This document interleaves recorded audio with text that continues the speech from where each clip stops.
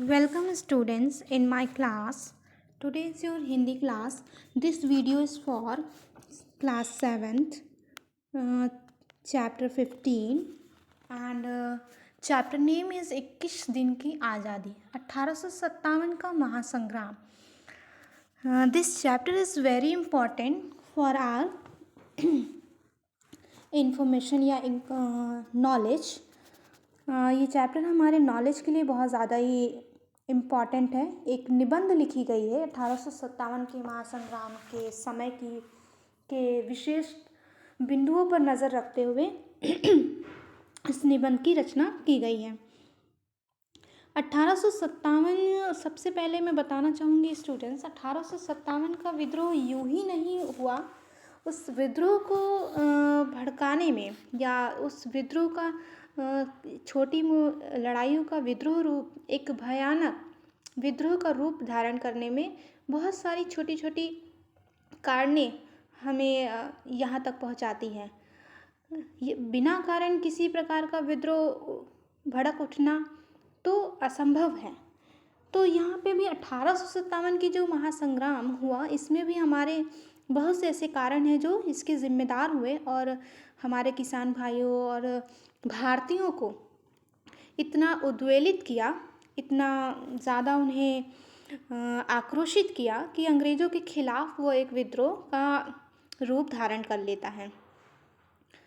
सबसे पहले मैं दूसरी बात ये बताना चाहूँगी कि ये लड़ाई या ये महासंग्राम यूँ कहिए कि पूरे 21 दिन की चली थी, इसलिए इससे कहा गया 21 दिन की आज़ादी. 21 दिन 27 जून से लेकर के 17 जुलाई तक ये एक ऐसी 21 दिन की लड़ाई थी जिसे विशेष तौर से कहा गया कि एक ऐतिहासिक घटना थी. ये शुरू होती है मेरठ से और मेरठ में से शुरू होकर के धीरे धीरे ये कानपुर, बरेली, झांसी, दिल्ली, अवध आदि स्थानों पर फैल गई.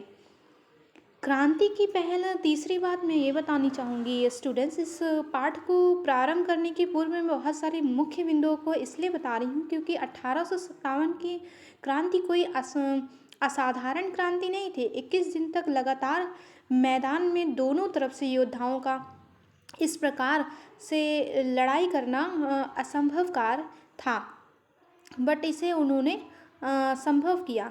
इस लड़ाई की पहल सबसे पहले सैन्य विद्रोह के रूप में हुआ था. सैनिकों में जो विद्रोह हुआ वो शुरुआत था और बाद में भारतीय किसान, समाज में रहने वाले सामान्य लोग और आर्थिक रूप से तंग सभी जमींदार, इन सब का असंतोष एकजुट होता गया और ये एक महासंग्राम का रूप धारण करता गया. अगला पॉइंट मैं ये बताना चाहूँगी कि किस तरह से क्या क्या कारण इसके लिए विशेष तौर से मायने रखते थे या इस क्रांति को विद्रोह का रूप देने के लिए कौन कौन से कारण उत्तरदायी थे. पहला कारण था आपका कि सामाजिक विद्रोह यानी कि सामाजिक कारण था गोद निषेध प्रथा या हड़प नीति. अंग्रेज़ों का मानना था कि पहली बात तो ये है कि हम जानते हैं कि राजाओं के पुत्र को सदैव उत्तराधिकारी बनाया जाता था, किंतु गोद लिए हुए पुत्र को भी हम लोग, जिनके पुत्र ना हो, वो गोद लेकर के अपना पुत्र घोषित करते हैं उन्हें कानूनी तौर पे और उसके बाद वो उसे अपना उत्तराधिकारी बनाते थे. किंतु जब अंग्रेज़ यहाँ पर आते हैं और अपनी ईस्ट इंडिया कंपनी का स्थापना भी वो करते हैं और उसके बाद वो भारतीयों पर एक के बाद एक अपने शर्तें, अपने नियम, अपने जुल्म ढाते चले जाते हैं. तो पहली शर्त वो रखते हैं कि गोद निषेध प्रथा या हड़प नीति, उनकी तरफ से ये कहा गया कि किसी भी प्रकार से गोद लिया हुआ पुत्र आपका उत्तराधिकारी नहीं बनेगा. उस स्थिति में आपकी सारी संपत्ति राज्य को चली जाएगी.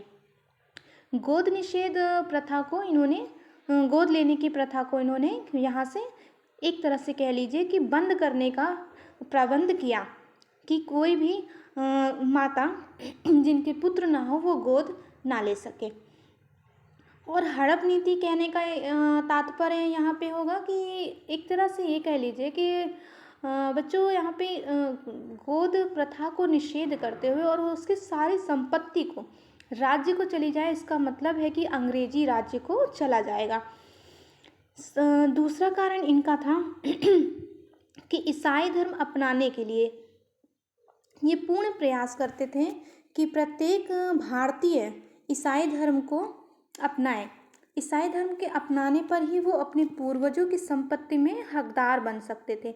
इनका ये भी मानना था कि ईसाई धर्म आप अपनाएंगे, एक तरह से कह लीजिए कि वो बलपूर्वक या फिर मजबूर करके भारतीयों को ईसाई धर्म अपनाने के लिए कहते थे। इसीलिए कहा उन्होंने शर्त क्या रखी कि ईसाई धर्म अपनाने के बाद ही आप अपने पूर्वज की संपत्ति के हकदार बन सकते, अन्यथा ये आपकी संपत्ति क्या हो जाएगी, राज्य द्वारा हड़प या जब्त कर ली जाएगी। दूसरा था आर्थिक कारण। आर्थिक कारण भारी टैक्स और राजस्व संग्रहण के कड़े नियमों के कारण किसान और जमींदार वर्गों में असंतोष था। कहने का मतलब यहाँ पे है आर्थिक कारण में कि जो बहुत सारे टैक्स उस समय लगा करते थे, राजस्व टैक्स लगा करता था, ये सारे टैक्स से जो पैसे निकलते थे या फिर यूँ कह लीजिए कि इन टैक्सों को भरने में किसान और ज़मींदार दोनों ही वर्ग असंतोष था। कहने का मतलब ज़मीन किसानी करने के लिए जिस ज़मीन को, जिस भूमि को उन्हें दिया जाता था उस पर भी टैक्स लिया जाता, और भूमि में उपजाऊ कितना हो रहा है और कितना नहीं, अन्न कितना हमारा आ रहा है, इस बात से उन्हें फ़र्क नहीं था। उन्हें सिर्फ केवल फ़र्क था तो टैक्स से वो, और इस टैक्स को भरते हुए किसान काफ़ी तंग महसूस करने लगे थे। ज़मींदार भी कहीं ना कहीं इसके अंदर असंतोष होता गया। और विद्रोह का दमन, ईस्ट इंडिया कंपनी के शासन का अंत, नियंत्रण ब्रिटिश ताज के हाथ में। तो अब देखो कि कैसे पाठ को शुरुआत हो रही है। पाठ की शुरुआत में ही कुछ चीज़ें लिखी है। अब हम अपने पाठ पर आते हैं। बच्चों, अभी तक मैंने स्वतंत्रता संग्राम के विद्रोह का रूप या महासंग्राम का रूप लेने का पीछे क्या क्या कारण उत्तरदायित्व थे ये बताया। अब मैं पाठ पे आ रही हूँ आपके। सन 1857 का स्वतंत्रता संग्राम भारतीय इतिहास का एक स्वर्णिम पृष्ठ है। जून की चिलचिलाती गर्मियों से कानपुर में स्वाधीनता संग्राम की ज्वाला भड़क उठी। इसके कई रूप थे। जब अंग्रेजों के विरुद्ध नाना ढूंढू पंत पेशवा के नेतृत्व में जब आक्रोश फूटा, तब पहले देशभक्ति, फिर वीरता और बाद में क्रूरता की चिंगारी फूट पड़ी। तात्पर्य था कि स्वतंत्र भारत भारतीय इतिहास का क्या था, एक स्वर्णिम पृष्ठ थी। यानी कि स्वतंत्र रूप से जब भारत था तो वो सबसे अच्छा, उसे स्वर्णिम पृष्ठ कहा गया। कभी एक समय हुआ करता था बच्चों कि भारत को हम सोने की चिड़िया भी कहते थे। क्यों कहते थे? क्योंकि वो हमारा स्वर्णिम समय था या स्वर्णिम पृष्ठ था। वही पृष्ठ को हम सोने की चिड़िया का समय कह सकते हैं। अब स्वाधीनता संग्राम की जब कानपुर में शुरुआत हुई तो ये इसके अंग्रेज़ों के विरुद्ध नाना ढूंढूपन पेशवा के नेतृत्व में जन आक्रोश फूटा। तब पहले देशभक्ति, वीर, फिर वीरता और बाद में क्रूरता की चिंगारी। यानी कि पहले लोगों ने देशभक्ति निभाई, फिर उन्होंने अपनी वीरता दिखाई और बाद में क्रूरता की चिंगारी फूट पड़ी। यानी कि सहन शक्ति की एक सीमा होती है और उस सहन शक्ति की सीमा के अंत होते होते क्या हुआ, संग्राम की तैयारी शुरू होने लगी थी या चिंगारी लग चुकी थी। 1857 में भारत का प्रथम स्वतंत्रता संग्राम या संघर्ष अनेक दृष्टियों से महत्वपूर्ण रहा। देखिए, 27 जून से लेकर 17 जुलाई तक के 21 दिन के एक विशेष मायने में ऐतिहासिक है। इस दौरान शेष भारत भले ही गुलाम रहा हो, पर कानपुर आज़ाद था। देखो, भारत का हर एक शहर क्या था, अंग्रेज़ों का गुलाम था, पर इसमें कानपुर जैसा एक शहर जो क्या था, उस समय आज़ाद था। स्वर्णिम दिनों में कानपुर शहर की बागडोर नाना साहब ढोंडूपंत पेशवा ने संभाल ली थी। और उस समय नाना साहब ढोंडूपंत पेशवा कानपुर पर अपने शासन कर रहे थे। तब अदालतों और शहर का सारा प्रशासनिक कामकाज नाना साहब के बड़े भाई बाबा भट्ट को सौंपा गया। यानी कि नाना साहब के ही अपने भाई बाबा भट्ट होते थे, जिन्होंने कानपुर के प्रशासनिक और अदालतों का कार्य संभाला। आज़ादी की हवा मई में ही धीरे धीरे बहनी शुरू हो गई थी। 4 जून 1857 की आधी रात को भारतीय सैनिकों ने अंग्रेजों का खजाना लूट लिया। तो यहाँ पे भी है कि शुरुआत तो आप लोगों को 27 जून से हुई थी, लेकिन धीरे धीरे उसके कारण तैनात होते चले गए। भारतीयों ने सबसे पहले अंग्रेजों की सबसे गर्वित चीज़ उनका खजाना था, उनका पैसा, उनका ईस्ट इंडिया कंपनी स्थापना करना। तो सबसे पहले गर्वित चीज़ उनकी थी खजाना। अंग्रेज काफ़ी मजबूत थे अपने पैसों के बल से, अपनी कंपनी के बल से और अपने खजाने के बल से। तो भारतीयों को सामना उनका करना तो था ही, किंतु उन्हें पहले धीरे धीरे तोड़ा गया। सबसे पहले उनका खजाना ही हटाया गया। नवाबगंज स्थित खजाने पर तैनात टिक्का सिंह ने विद्रोहियों की मदद की। कहने का मतलब कि टिक्का सिंह नवाबगंज के खजाने पर तैनाती थी। टिक्का सिंह जो उनकी तरफ से अंग्रेज़ों की तरफ से थे, जो खजानों की देखभाल किया करते थे, उन्होंने ही भारतीयों की साथ दिया, भारतीय सेनानियों की मदद की खजाने को लूटने में। स्ट्रॉन्ग रूम में तब विद्रोहियों को 1 लाख रुपए मिले। इस रकम को 4 रेजिमेंटों में बांट दिया गया। रेजिमेंट उनके ही सैनिकों को बांटा गया था। सभी कैदियों को मुक्त कर दिया गया, यानी कि जितने भी भारतीयों को उन्होंने अपने कैद में रखा था उन्हें मुक्त किया गया। अंग्रेजों को विद्रोह की सुगबुगाहट का आभास हो गया था। अब तक इतने कार्य होते होते अंग्रेजों को महसूस हो चुका था कि कहीं न कहीं विद्रोह की जंग छिड़ चुकी है। अब वो अपने आप को बचाने के लिए और अपने साथ अंग्रेजी महिलाओं और बच्चों को बचाने के लिए तुरंत वहाँ से भागने का प्रयास करते हैं। और भागने के लिए वो क्या करते हैं, कहाँ जाकर के मैगज़ीन घाट के पास बने अस्थायी किले में जाकर छुप जाते हैं। किला छुपने का स्थान इसलिए बनाया क्योंकि किला की दीवारें काफ़ी मोटी होती है और उसको फांदना और उसके ऊपर गोलियों की बरसात करने का प्रयास करते करते हम वहाँ से भी अपने आप को सुरक्षित कर लेंगे। अनुमानतः उनकी संख्या 1000 रही होगी। ठीक है। जनरल व्हीलर थे उस समय अंग्रेज़ों के गवर्नर, और इन्होंने ही 1000 महिलाओं और उनको बच्चों को लेकर के सुरक्षित किया। किंतु युद्ध के नियमों के अनुसार नाना साहब ने किले पर धावा बोलने के साथ ही जनरल व्हीलर को एक नोटिस भेजा। बच्चों, मैं आपको बता दूं, कभी भी हमारे यहाँ की नियम है बहुत ही मजबूत हुआ करते थे। जब भी हम किसी भी प्रकार का युद्ध करते हैं तो हमें सबसे पहले उस युद्ध का आगाज़ या उस युद्ध के लिए एक बिगुल या उस युद्ध को प्रारंभ करने से पहले, जैसे अंग्रेज आए थे तो वो पढ़े लिखे लोग थे और उनको एक नोटिस भेजा गया। हमें ये भेजना हमारा कर्तव्य है। युद्ध का आगाज़ से पहले सामने वाले को तैनात करना। बुज़दिलों की जैसे उनके सोए रहने पर हम कभी भी वार नहीं कर सकते हैं।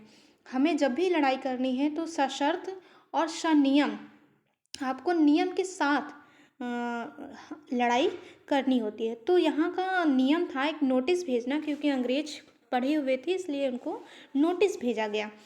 जनरल व्हीलर अंग्रेज महिलाओं और बच्चों को लेकर इलाहाबाद निकल जाना चाहता था, लेकिन 6 जून की प्रातः नाना साहब के नेतृत्व में किले पर हमला बोल दिया गया। अब जनरल व्हीलर चाहते थे कि वो इलाहाबाद इन सबको लेकर के निकल जाए, पर निकलने के पूर्व ही 6 जून को उनके ऊपर हमला बोल दिया जाता है नाना साहब जी के द्वारा। और 19 दिन तक नाना साहब की तोपें किले पर गोले बरसाती रही। 7 जून को नाना साहब ने एक फरमान जारी करके नागरिकों से सहयोग मांगा। कहा जाता है कि जिस किले में अंग्रेज छिपे थे वहाँ एक कुआं था। ठीक है। किला अभी तो इलाहाबाद का किला नहीं कहा जा रहा, अब ये उस समय कानपुर के स्थान पर ये लड़ाइयाँ हो रही हैं, तो हम कहते हैं कि वहीं का है ये सीन। तो वहाँ पे किला है, उस किले में एक कुआं भी हुआ करता था। और 19 दिन तक नाना साहब की तोपें किले पर ही गोलियां बरसाती रहीं। नाना साहब ने गोलों की बरसात करके उस कुएं को क्षतिग्रस्त कर दिया। आखिरकार 25 जून को जनरल व्हीलर ने शांति का झंडा फहराकर आत्मसमर्पण प्रस्ताव रखा। आखिरी में कह लिया जाए कि अंग्रेज जनरल व्हीलर चारों तरफ से जब घिर जाते हैं तो उनको बचने का रास्ता नहीं सूझता है, और जब बचने का रास्ता नहीं है तो ये तय है कि सामने वाले को हार या तो माननी पड़ेगी या तो अपनी जान गंवानी पड़ती है। पर यहाँ पे जनरल व्हीलर ने बहुत ही सावधानी से अपना फैसला लिया और आत्मसमर्पण करने का प्रस्ताव रखते हैं। 26 जून को नाना साहब की ओर से अजीमुल्ला खां और ब्रिगेडियर ज्वाला प्रसाद तथा अंग्रेजों की ओर से कैप्टन मुरे और कैप्टन वेटिंग के बीच समझौता हो गया, और इन्होंने समझौते पर प्रस्ताव पर मान्यता अपनी रखी और समझौते को मानने का पूरा प्रयास किया। दोनों ही तरफ से लोग थे, नाना साहब की तरफ से अजीमुल्ला खां और ब्रिगेडियर ज्वाला प्रसाद जी थे, और अंग्रेज़ों की तरफ से कैप्टन मुरे और कैप्टन वेटिंग थे। और इन सभी के बीच बैठकर एक समझौता हुआ। समझौता में भी हम हमेशा सामने वाले से कोई शर्त मनवाते हैं, तो देखो यहाँ पे समझौता में भी कुछ है। तो इस समझौते के अनुसार अंग्रेज़ों को 40 बड़ी नौकाओं पर बिठाकर इलाहाबाद भेजने का वायदा किया गया। वायदा कौन करता है? नाना साहब करते हैं और भेजते हैं अंग्रेज़ों को, ठीक है। तो नाना साहब के पास अब एक नया चुनौती थी या एक नई मुश्किल थी कि 40 बड़ी नौकाओं को बनाने का भी एक नायाब काम था। तो तात्या टोपे को बहुत अल्प समय में 40 बड़ी नौकाओं की व्यवस्था करने के लिए कहा गया। इन्होंने इस काम में कोतवाल हुल्लास सिंह से सहयोग लिया। तो जब बनाने की बात हुई तो उसमें हुल्लास सिंह को भी सहयोग लिया गया। 27 जून को सुबह सत्ती चौरा घाट पर इन नौकाओं का बेड़ा लगा दिया गया। यानी कि कहने का मतलब 26 जून को ये प्रस्ताव पारित हुआ। 40 बड़ी नौकाओं को बनाने में उन्होंने 27 जून को सुबह खड़ी कर दी। तो एक असंभव कार्य है कि एक दिन में 24 घंटे में आपको 40 बड़ी नौकाओं का तैयार करना। तो वो भी इन्होंने तात्या टोपे ने किया। अंग्रेजों को शहर से छोड़कर भागते हुए देखने के लिए लोगों की भारी भीड़ घाट पर मौजूद हुई। जाहिर सी बात है कि भारतीय अंग्रेजों द्वारा इतना ज़्यादा सताए जाने पर, इतना ज़्यादा तंग कर दिए जाने पर, आज जब उन्हें पता लगता है कि अंग्रेज शहर को छोड़ करके भगाए जा रहे हैं या जा रहे हैं, तो उनको बहुत ही खुशी होती है। कहीं ना कहीं उनकी आज़ादी उनके हाथ वापस आने की भावना होती है, एक एहसास होता है।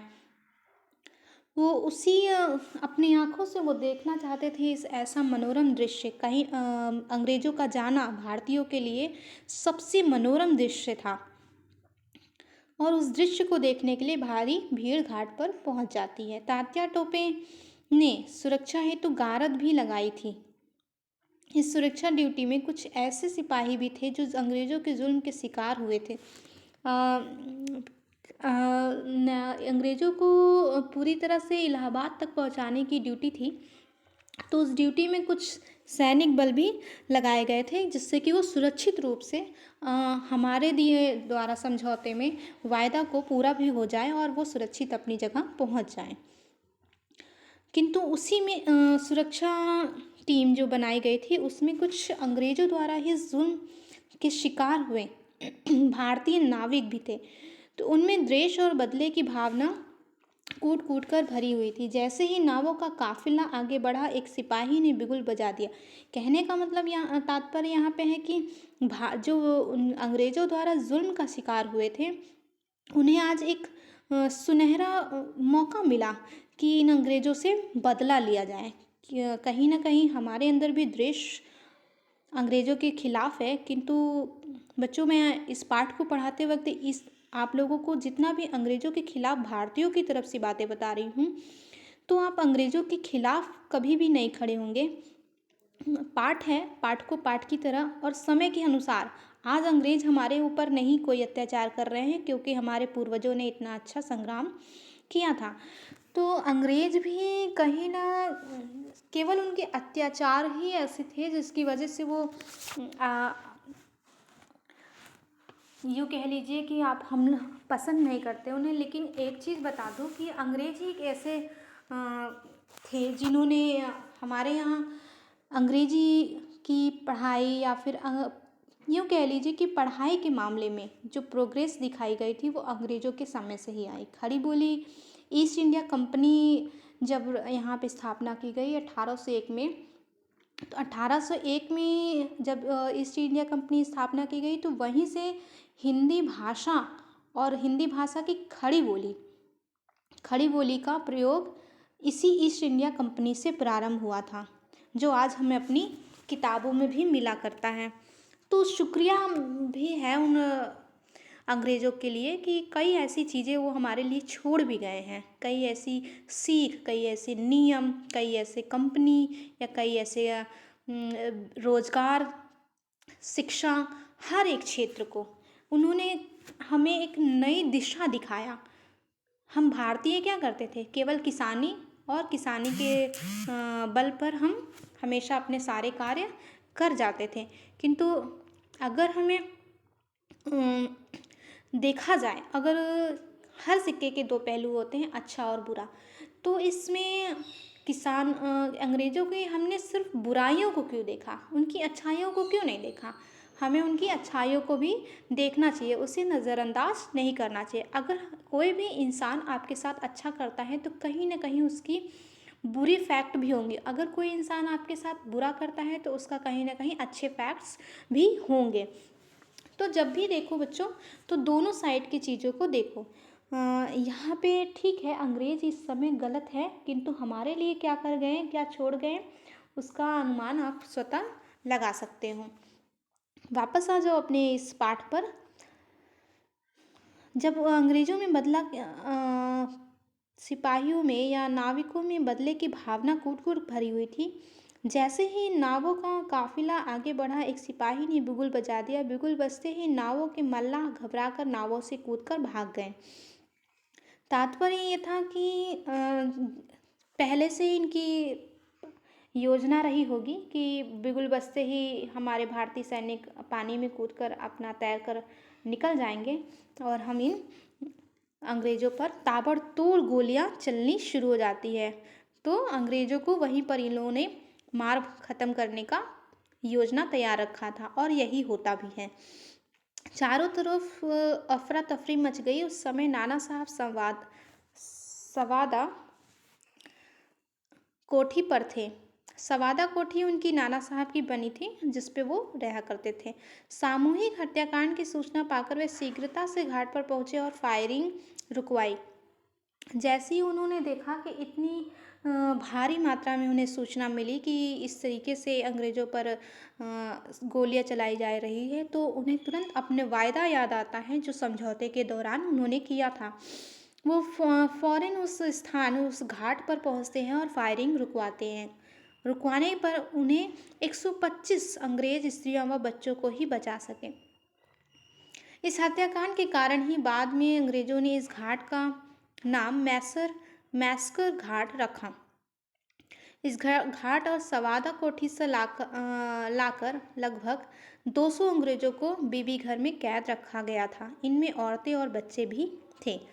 तो कहीं ना कहीं देखा जाए तो नाना साहब ने भी बच्चों की कोमल काया तक को उन्होंने कैद में रखा। किंतु कैद के दौरान नाना साहब यानी कि भारतीय हम जो थे, कभी भी उनके ऊपर कोई अत्याचार नहीं करते थे। अंग्रेज़ों की तरह हम बिल्कुल भी नहीं थे बच्चों। अगर नाना साहब ने रखा भी है तो उन्हें पूरे खुराक के साथ कोई भी तकलीफ़ ना दे करके उन्हें अपने कैद में रखा था। इसके बाद यहाँ पे अंग्रेज ख़त्म हो जाते हैं। ठीक है, अंग्रेज यहाँ पे ख़त्म हुए जो अब तक की बात की जा रही थी। इसके बाद होता है कि 27 जून 1857 को कानपुर शहर पर भारतीयों पर कब्जा हो गया था। भारतीय पूरी तरीके से अब कानपुर पर अपना कब्जादारी कर लेते हैं। इसी दिन शाम को नरोना क्रॉसिंग पर नाना साहब का दरबार लगा। ठीक है, सैनिक परेड हुई जिसमें सैनिकों की वीरता की गाथा सुनाई गई तथा सैनिकों में नकद राशि का वितरण हुआ। 30 जून की शाम 5 बजे का शुभ मुहूर्त निकलवाकर बिठूर के नाना साहब के महल में उनकी ताजपोशी भी करवाई गई। नाना साहब को पेशवा की उपाधि से सम्मानित किया गया। कानपुर पर कब्जे की खबर मिलते ही इलाहाबाद से जनरल हैवलॉक सेना लेकर पांडु नदी पार करता हुआ कानपुर की सरहद तक आ पहुंचा। अब देखो, अभी तक बताया गया कि कानपुर पर हमला हुआ, कानपुर पर लड़ाइयाँ हुई, विद्रोह हुई, तोपें चली, गोलियाँ चली, नाव से पहुंचाने की शर्तें रखी गई और आत्मसमर्पण किया गया और आखिरी में उनको हत्याकांड होने पर बीबी घर में अंग्रेज़ों को 200 लोगों को कैद करके रखा गया। यहाँ तक अंग्रेज ख़त्म हो चुके थे। लेकिन जब भारतीयों का कब्ज़ा कानपुर पर हो जाता है 27 जून 1857 को, तो अब ताजपोशी भी हो जाती है नाना साहब की। फिर कानपुर पर कब्जा करने की खबर मिलते ही इलाहाबाद से जनरल हैवलॉक सेना लेकर पांडु नदी पार करता है। यानी कि हैवलॉक, एक बार फिर हैवलॉक कौन है? जनरल हैवलॉक अंग्रेज की तरफ से हैं। अंग्रेज को फिर खलबली मचने लगती है कि हमारे अंग्रेज साथी मारे गए वहाँ पर, और कानपुर पर इस समय किसका कब्जा है? भारतीयों का है। वापस अंग्रेज आते हैं और भारतीयों के पर हमला करने के लिए। तो 15 जुलाई 1857 को फतेहपुर जनपद के औंग गांव में ब्रिगेडियर ज्वाला प्रसाद, जनरल टिक्का सिंह और मौलवी लियाकत अली ने हैवलॉक की फौजों का सामना किया। यानी हैवलॉक ने आकर के क्या किया? 15 जुलाई 1857 को इनके ऊपर आक्रमण किया, जिसको सामना हमारे भारतीयों ने, यानी कि ब्रिगेडियर ज्वाला प्रसाद, जनरल टिक्का सिंह और मौलवी लियाकत अली ने किया, पर उन्हें पीछे हटना पड़ा। तात्या टोपे हैवलॉक का सामना नहीं कर सके, क्योंकि देखो एक चीज़ क्लियर है कि अंग्रेज पहले आत्मसमर्पण किए और भारतीयों ने उनके ऊपर चढ़ाई की थी, किंतु इस बार अंग्रेज को पता था कि भारतीयों की क्या सीमा है, भारतीयों की क्या तैयारी है, भारतीय किस प्रकार से हमारे इस युद्ध का सामना करेंगे। इसलिए हैवलॉक पहले से ही अधिक तैयारी से था और इस बार हैवलॉक के सामने भारतीयों को झुकना पड़ा और हैवलॉक की जीत होती है। इसी बीच बीबी घर में कैद लगभग 200 अंग्रेज महिलाओं और बच्चों को मौत के घाट उतार दिया गया और उनकी लाशों को कुएं में फेंक दिया गया था। 17 जुलाई की सुबह कानपुर फिर गुलाम था। क्यों गुलाम था? अब किसका गुलाम हुआ? हैवलॉक का गुलाम हुआ। अंग्रेजी शासक हैवलॉक। नाना साहब का शासन स्वीकार करने के कारण शहर के निवासियों पर 3 लाख रुपए का जुर्माना भी लगाया गया। यानी कि नाना साहब ने कुछ दिनों तक शासन किया और स्वीकार किया, इसलिए उनके निवासियों पर क्या किया गया? 3 लाख का जुर्माना जनरल हैवलॉक की तरफ से लगाया गया। और बच्चों, 3 लाख उस समय के हिसाब से बहुत ज़्यादा हुआ करता था। इस जुर्माने की राशि से मेमोरियल वेल तथा पार्क तैयार किए गए। जो जुर्माना मिला उन्हें अंग्रेजों ने फिर यादगार कुआं, मेमोरियल वेल, यादगार कुआं और पार्क बनाया।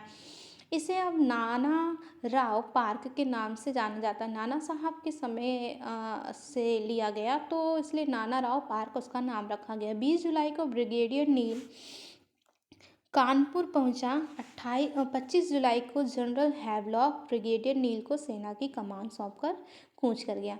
यानी कि ब्रिगेडियर ने जो हैवलॉक जनरल ने तो कानपुर पे अपना कब्जा कर ही लिया था, लेकिन वो उस कानपुर पर रहकर शासन नहीं करते हैं। शासन की बागडोर किसी ब्रिगेडियर नील को दे करके वो स्वयं वहाँ से चले जाते हैं।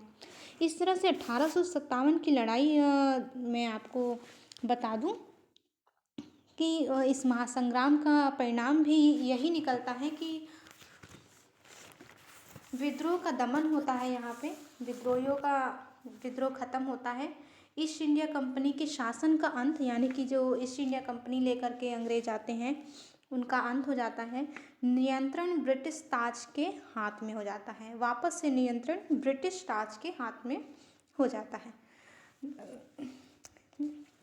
यह वीडियो समाप्त करते हुए